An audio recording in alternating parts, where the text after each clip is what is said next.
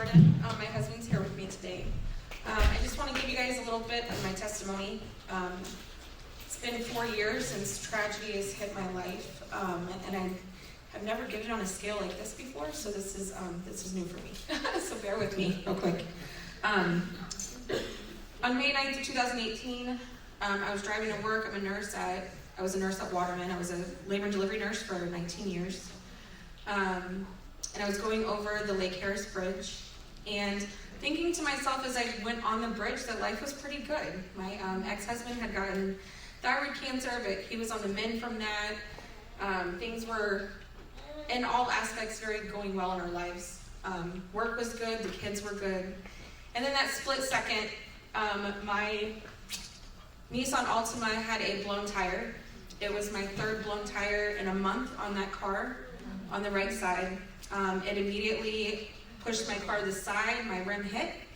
I remember hitting my head on the top right and saying, "God, you got this," which growing up was not something that I would have done, but in that moment, that's what came out.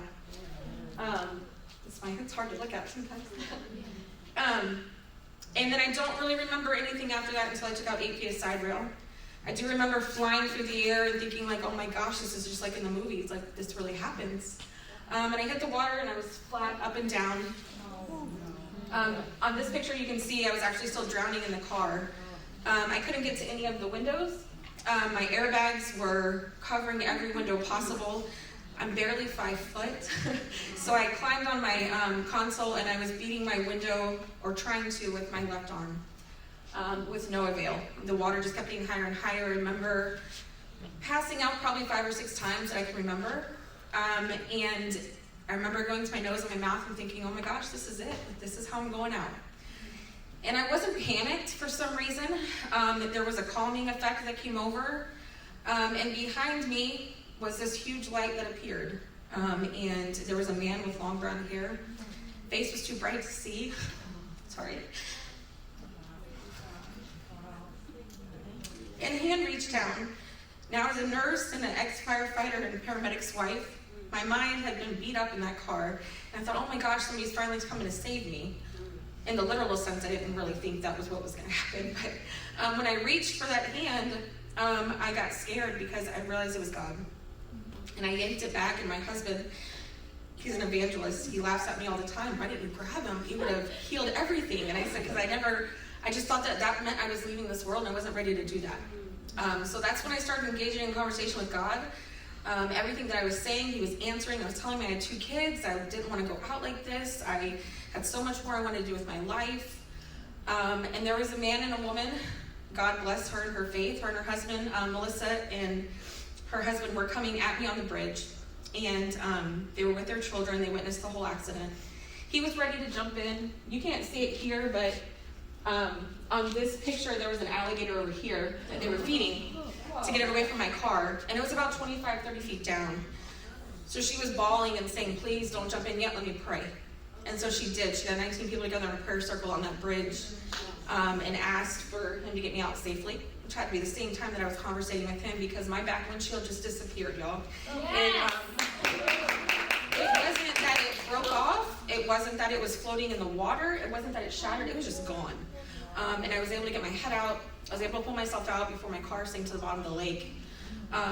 So by his divine intervention and grace, which now, it took me 35 years to figure out what that grace meant.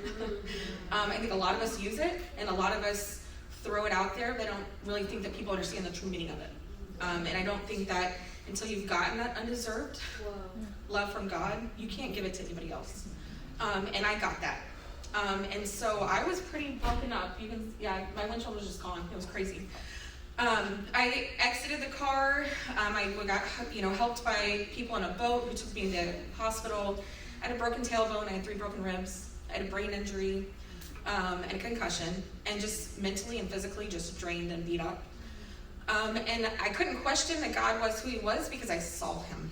I saw him get me out of the car. So I just didn't understand why this was happening.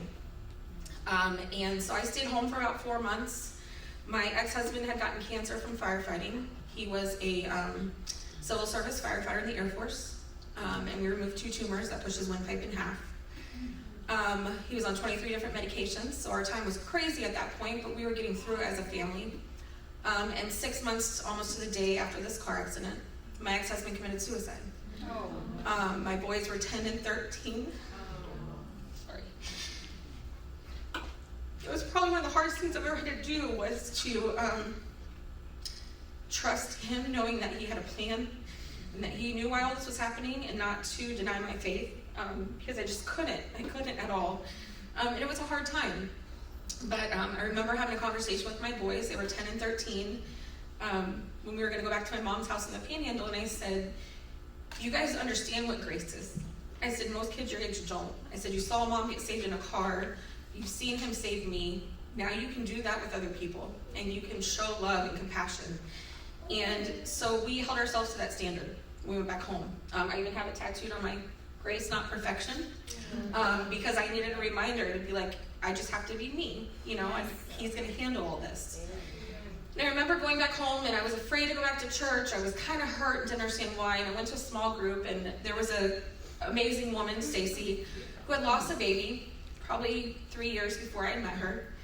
And I remember going to her one night as a single mom now, and I had been with my ex-husband for 20 years, married for 15, and a widow at 35. It was just heartbreaking for me. And I remember telling her, Stacey, I don't think I'm enough. I don't know if I can do this. Like, I can't be everybody. And she wholeheartedly looked at me, and I'll never forget it, and with love in her eyes, and she said, Nicole, you're never gonna be. She said, unless you give this to him, none of this is gonna get better for you. Nothing's gonna go away. You're not gonna be able to do this. And I had this huge weight lifted off of me that all I had to do was be a mom and like just love my kids, and he was gonna handle everything else. So that's what I did for the next 2 years.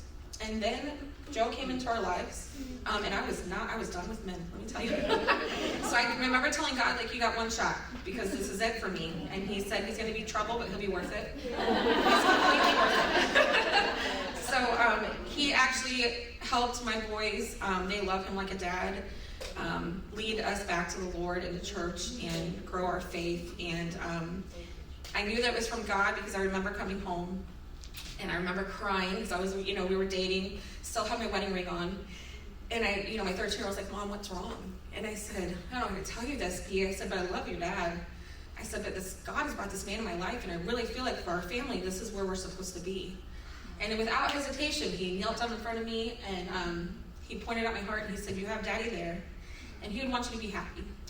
So if this makes you happy, then we're in. And my boys have been in from day one.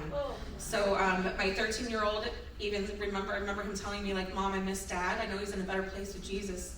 But if we never lost him, we never would have gotten Joe. So just here to tell you that I did nothing crazy to get that love from God in that car. I did nothing special. I wasn't running a ministry.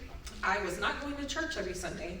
But I believed in him. And when I needed him, I called on him, and he was there.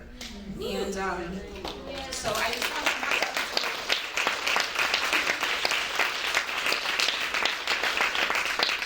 I had a lot of strong women that helped me through my struggle before I met Joe. And one of them was really strong in her faith, Jenna, and our boys had played baseball together. And she would always tell me, Nicole, just promise me that you won't lose hope. Just promise me that you don't lose hope, and it'll be okay. So I do. I still have to remind myself that this has only been 4.5 years ago almost. But everything, I did this. One thing in my life that I don't regret is that car accident. It was rough. It was horrible. But the Bible verse that kept coming to me, I have it tattooed on my chest, was John 13:7. Jesus replied, you don't understand what I'm doing now, but one day you will. So I knew there was a reason. I just kept asking, like, tell me why, tell me why, tell me why. And I finally got the revelation right before I met Joe that I had to go through that car accident, because I had to be at rock bottom for him to pick me back up and say, I got you. Because he knew what was going to happen with my ex-husband. He knew that I was going to need help. So I'm forever grateful for the grace that he showed me. And so I hope that now that you guys know what it is, that you can continue to go out and show it to everybody else.